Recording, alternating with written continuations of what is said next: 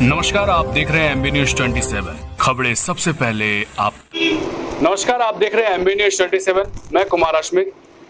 आज हम बात करेंगे मनिहारी से जो भावी प्रत्याशी हैं शोभा सोरेन, उनसे बात करेंगे और जानेंगे कि इस विधानसभा चुनाव में वो अपने आप को किस रूप में देखना पसंद करेंगी और किस आधार पर ये विधानसभा चुनाव जो है वो इस पे मद्देनजर रखते हुए क्या कार्य कर सकते हैं।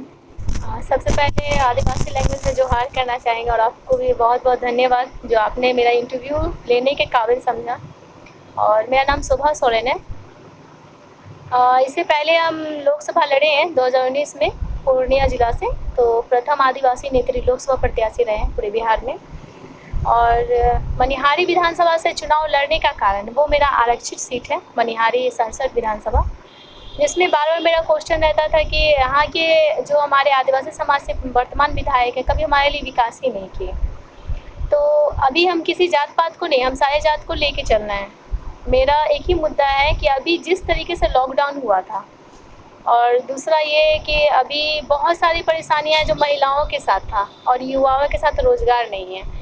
तो पर्सनली अभी मनिहारी में जहाँ तक हम घूमे लॉकडाउन में, पूरा लोगों को बहुत सारी चीज़ें, अखिल आदिवासी चेतना मंच मेरा खुद का एनजीओ है, उसके थ्रू लोगों से हम मिले और लोगों को बहुत सारे सूखा राशन से लेके मास्क, सैनिटाइज़र, साबुन, बिस्किट वगैरह हमने सब बांटा। फिर वहाँ पे जब लोगों से मिलने के बाद मुझे पता चला कि 90% तो वो लोग पानी में डूबे हुए हैं, बाढ़ है, कटाव है, इसके अलावा कहीं ना रोड है, ना ही शिक्षा है, ना स्वास्थ्य है, कुछ नहीं है। महिला तो इतनी परेशान हो चुकी है कि उनके पास अगर बाथरूम जाने के लिए भी सुविधा नहीं है, क्योंकि पानी में डूबी है वो। छोटे छोटे बच्चे को बीमारी होता है, उसके लिए भी कुछ सुविधाएं नहीं है। तो मेरा मानना था कि 10 वर्ष से जो हम समाज में काम किए, कभी हम चुनाव लड़ने वाले नहीं थे, नाम लड़ना चाहते थे। लेकिन लोगों का कहना है कि मैम जब समाज में आप जुड़ी तो कुछ ना कुछ आपको एक सत्ता में आना पड़ेगा, तभी लोग आपको जानेंगे और कहीं ना कहीं हक की आप आवाज़ उठा सकती हैं, तब जाके हम लोग सभा लड़े। और इस बार एक जगह से नहीं, हम 2 जगह से चुनाव लड़ रहे हैं। पूर्णिया रुपौली विधानसभा है 60 है और मनिहारी 67 विधानसभा आरक्षित सीट है, उससे हम चुनाव लड़ रहे हैं। कल ही मेरा एनआर भी कटा है दोनों जगह से। तो लोगों से जब जुड़ने, लोगों को जब परिस्थिति को देखें, बहुत परेशानियां हुआ। लोगों ने कहा मैडम मेरे पास रोज़गार नहीं है, खाने को नहीं है, ये नहीं है, वो नहीं, बहुत सारी परेशानियाँ हमने बताया। हम बार बार एक ही सवाल करते हैं, आप विधायक तो बन गए, लेकिन आपका काम है क्षेत्र में घूमना, कम से कम लोगों को दुख को सुनना, लेकिन आपने किया क्या है 10 वर्षों में? कुछ नहीं, सिर्फ लोगों के मन में डाल दिए हैं कि आप जी रहे हैं, यही आपका विकास है।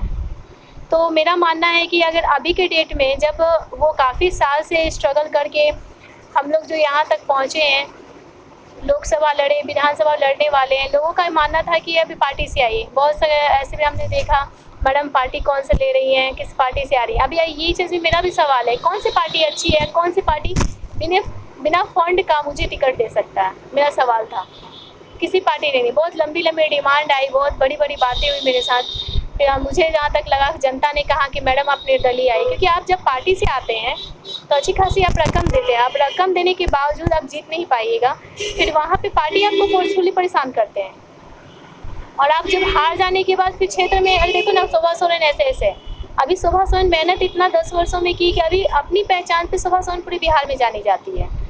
लोगों का मानना है कि अगर आप पार्टी से आती हैं, हम बहुत अच्छा खासा रकम भी देते हैं, तो फिर उसमें क्या है, हम भी दूसरे जैसे बन जाएंगे ना, क्योंकि हमने भी फंड दिया, फंड देने के बाद तो फिर हम भी डोनेट किए हैं, डोनेट करने के बाद हम भी विकास नहीं करेंगे। तो मेरा मानना था जब ज़मीनी तौर से आप लोगों से जुड़िएगा ना, तो वहाँ का दुख आप देखिएगा। रियलिटी यही है कि वहाँ के सच में 90% पानी में लोग डूबे हुए हैं। बच्चे का कोई विकास नहीं है, खाने पीने के लिए नहीं है, उन लोग के पास कल का भविष्य नहीं है, क्या सोचना है, क्या करना है। मजदूर इतने परेशान हो गए, जो डेली बेस पे कमाते थे, उन लोगों के पास 2-2 हज़ार मजदूर ऐसे ही दिन भर बैठे रहते हैं, मैडम कहीं से हमको कुछ करवा दीजिए। अब हमारी निकम्मी सरकार कभी इस भरमनी ही नहीं की है। रोड का हालत इतना ख़राब है, कभी आपको जाने का मन नहीं करेगा। लेकिन जब आप विधायक बनते तो आपका रिस्पॉन्सिबिलिटी होता है कि आप जगह पे अपने क्षेत्र में घूमें, अरे काम करो, लोगों में क्या है, आप काम करोगे तभी तो आप वोट लोगे। अभी क्या है कि या तो पैसे पे लोग बिकते हैं, 500 रुपया में पर डे 30 रुपये में बिक गया, 30 पैसे पे बिकते हैं वो। मेरा मानना है कि 500 रुपया में अपने आप को तो आप बेच दिए, वोट को भी बेच दिए, विकास क्या मिला? विकास कुछ भी नहीं है। और पैसे पे आप बिक रहे हैं तो फिर आप विकास की उम्मीद भी नहीं कर सकते हैं। तो बार बार यही चीज़, दावेदारी का मतलब यही है मेरा कि अभी जिस तरीके से वर्तमान विधायक है वो जो काम किए हैं, मेरा दावा है कि अगर हम लोग इस स्थिति में अगर आते हैं तो कहीं ना कहीं अच्छा विकास करेंगे, क्योंकि हम लोग युवा हैं। और युवा मेरे जितने भी मेरे आवाम है, जनता है, उन लोग का कहना है कि मैडम आप निर्दलीय आइए, आपने जितना अच्छा वर्क किया है आप जीत सकती हैं और अच्छा वर्क कर सकती हैं। तो मेरा ये मानना है कि अब काफ़ी समय, एक कहावत था, मम्मी पापा कहा करते थे कि बेटा अब हम लोग बूढ़े हो गए, तुम्हारी शादी करके तू अपने ससुराल चले जा, घर संभालना। जब अगर इतनी कम उम्र में महिला का अगर शादी होते, घर संसार सब चीज़ संभाल लेती है, तो फिर मेरा मानना है कि अब वो बहुत एजेड हो गया, बूढ़े हो गए, उनको अब छोड़ देना चाहिए पद।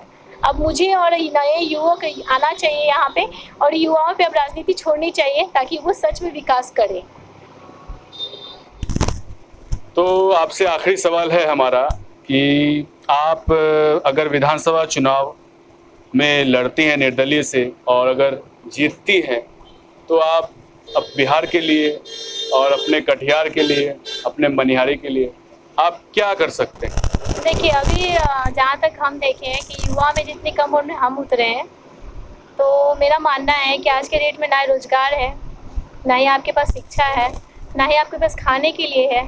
और बार बार मेरा एक ही चीज़ कहना रहता है कि हमारे जो माननीय मुख्यमंत्री जो वर्तमान में जो थे, जो पूर्व मंत्री, अभी आप मुख्यमंत्री कह सकते हैं, इसलिए कि अभी आचार संहिता लागू है, इसी कारण वो तो अभी है नहीं, राष्ट्रपति शासन अभी लागू हुआ है।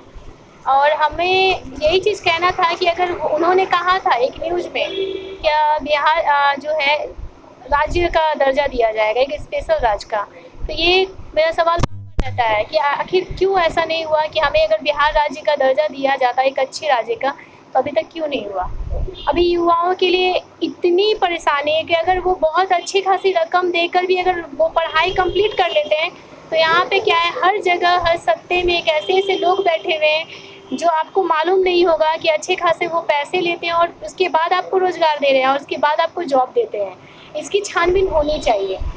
अभी के डेट में क्या है कि आप कितने भी एजुकेटेड क्यों ना हो जाओ, लेकिन सीट उसी को मिलता है जो आप जॉब में भी जाओगे अच्छी खासी रकम। दूसरा, हाल ही में एक न्यूज़ आया था, बहुत 6 महीना लमसम हो रहा है, बहुत सारे टीचर का बहाली जो हुआ था उसमें बहुत घोटाला हुआ था। घोटाला मीन्स वो उनको इंग्लिश वर्ड भी नहीं आता था, तो बच्चे को क्या दे रही थी भविष्य, कुछ नहीं, उसकी भी जांच होनी चाहिए। पेंशन तो पेमेंट तो अच्छी खासी 55,000 प्लस उनको मिलता है, लेकिन वो करते क्या है, बच्चे का क्या भविष्य है, उज्जवल भविष्य कुछ नहीं है। लोग जागरूक नहीं होंगे तो कल के डेट में क्या समझेंगे, इतिहास क्या जानेंगे कि हमारे पूर्वज क्या थे। शिक्षा, स्वास्थ्य और महिलाओं की रक्षा, अभी बहुत सारे बलात्कारी घूम रहे हैं, उसके लिए सरकार क्या किए। हम बार बार एक ही चीज़ लोगों को कहना चाहते हैं कि जब भी अपर कास्ट की बेटी के साथ होता है घटना, ऐसा नहीं है कि हम अपने समाज में जात पात को लेके जा रहे हैं, बट अगर अपर कास्ट की बेटी के साथ एक के साथ घटना होता है, पूरे करोड़ों लोग उतर के ऐसे कैंडल मार्च निकालते हैं, मीडिया में पूरा चक्का जाम करते हैं, डीएम को ये करते हैं। बट जब दलित की बेटी के साथ, आदिवासी, SC ST माइनॉरिटी, OBC, उन लोग की बेटी के साथ होता है घटना, लेकिन अभी क्या होता है कि पैसे पे लोग बिक गए। या डीएम भी कुछ है, देखो ना उसके साथ बलात्कार, लड़की ही वैसी है, तो लड़की पे जब अपर कास्ट को आप ले जा रहे हो तो हमें तो घिन नजर से आप देख ही रहे हो ना। तो सबको लेके चलना होगा, क्योंकि बिहार में जो अपने भारत देश में है, धर्मनिरपेक्ष देश है और सभी जाति हम मिल के रहते हैं। तो ये एक भारत में हम इतना जरूर चाहेंगे, अगर बिहार में अगर मनिहारी विधानसभा से अगर हम जीत के असेंबली में हम जाते हैं, तो हम एक ही चीज़ कहना चाहेंगे, जात पात को हटाना है। सबको यहाँ पे सबका ब्लड एक है, और ऐसे होता है कि आदमी को जब बेड पे पड़ा रहता है तो उसको ब्लड की जरूरत पड़ता है, तो ये नहीं देखता हिंदू मुस्लिम सिख ईसाई है तो देता है। लेकिन यहाँ पे क्या है, अभी भी जात पात का राजनीति बहुत गंदा हो रहा है। और हम इतना वर्क किए हैं कि अभी मेरे पास जितने मेरे संस्था के थ्रू लोग हैं, हर कास्ट के लोग हैं, हमें बहुत मानते हैं। तो दूसरी बात ये कि रोज़गार आना चाहिए। बहुत सारी फैक्ट्री मिल बंद पड़ा हुआ, उसको खुलवाने की कोशिश ज़रूर करेंगे। अरे एक हम आएंगे तभी तो हमारे साथ यूथ आएंगे, और यूथ पे मेरी जितनी अच्छी लोगों का कहना है कि बहुत मैम जितना अच्छा काम कर रही हैं, इसलिए निर्दलीय हम आए, क्योंकि पार्टी ने मुझसे बहुत बड़ी बड़ी डिमांड है। अब पार्टी का तो नाम हम नहीं ले सकते, इतने तो हैं कि इतना वर्क 10 साल में किए, लोग देखा कि सुबह सुबह ने काम किया, इसलिए पार्टी से बहुत कॉल आया। ऐसा नहीं कि एक पार्टी मुझे कॉल की, लेकिन लंबी लंबी डिमांड। अगर हम डिमांड अगर पूरा कर देते हैं तो फिर हम भी विकास नहीं कर पाएंगे। ज़मीनी तौर की लड़की हम आदिवासी समाज से आते हैं और आदिवासी का दुख बहुत अच्छे से जानते हैं, इसलिए हम लड़ना चाहते हैं। हम सब समाज को लेके चलना चाहते हैं, एक साथ जात पात की राजनीति हटाना चाहते हैं। हम चाहते हैं कि इस बार विकास हो। मेरा नाम शोभा सोरेन है। इससे पहले हम लोकसभा प्रत्याशी रहे हैं और 10 वर्षों से समाज में सेवा कर रहे हैं। आदिवासी चेतना मंच, जिसमें पूरे लॉकडाउन में हमने काम किया है। तो आज हमारे साथ थी मनिहारी से भावी प्रत्याशी शोभा सोरेन जी, और आज उन्होंने अपना एक अच्छा खासा समय दिया MB News 27 के साथ। ऐसी ही तमाम खबरों के साथ मैं आपके सामने उपस्थित रहूंगा। बने रहिए हमारे साथ और देखते रहिए MB News 27।